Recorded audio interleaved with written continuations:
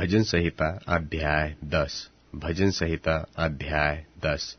हे यहोवा, तू क्यों दूर खड़ा रहता है? संकट के समय में क्यों छिपा रहता है?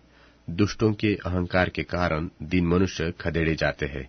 वे अपनी ही निकाली हुई युक्तियों में फंस जाएं, क्योंकि दुष्ट अपने अभिलाषा पर घमंड करता है और लोभी परमेश्वर को त्याग देता है और उसका तिरस्कार करता है।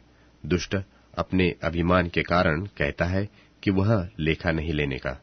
उसका पूरा विचार यही है कि कोई परमेश्वर है ही नहीं। वह अपने मार्ग पर दृढ़ता से बना रहता है।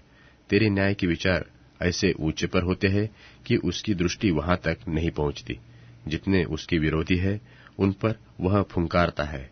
वह अपने मन में कहता है कि मैं कभी टलने का नहीं, मैं पीढ़ी से पीढ़ी तक दुख से बचा रहूंगा। उसका मुंह शाप और छल और अंधेरे से भरा है। उत्पात और अनर्थ की बातें उसके मुंह में होती है। वह गांवों के घातों में बैठा करता है और गुप्त स्थानों में निर्दोष को घात करता है। उसकी आंखें लाचार की घात में लगी रहती है।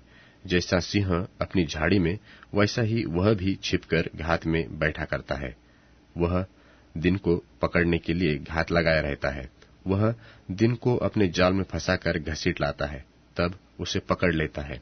वह झुक जाता है और वह दबक कर बैठता है, और लाचार लोग उसके महाबली हाथों से पटके जाते हैं। वह अपने मन में सोचता है कि ईश्वर भूल गया। वह अपना मुंह छिपाता है, वह कभी नहीं देखेगा। उठ, हे यहोवा, हे परमेश्वर, अपना हाथ बढ़ा और दीनों को न भूल। परमेश्वर को दुष्ट क्यों तुच्छ जानते हैं और अपने मन में कहते हैं कि तू लेखा न लेगा? तूने देख लिया है, क्योंकि तू उत्पात और कल्पाने पर दृष्टि रखता है, ताकि उसका पलटा अपने हाथ में रखे।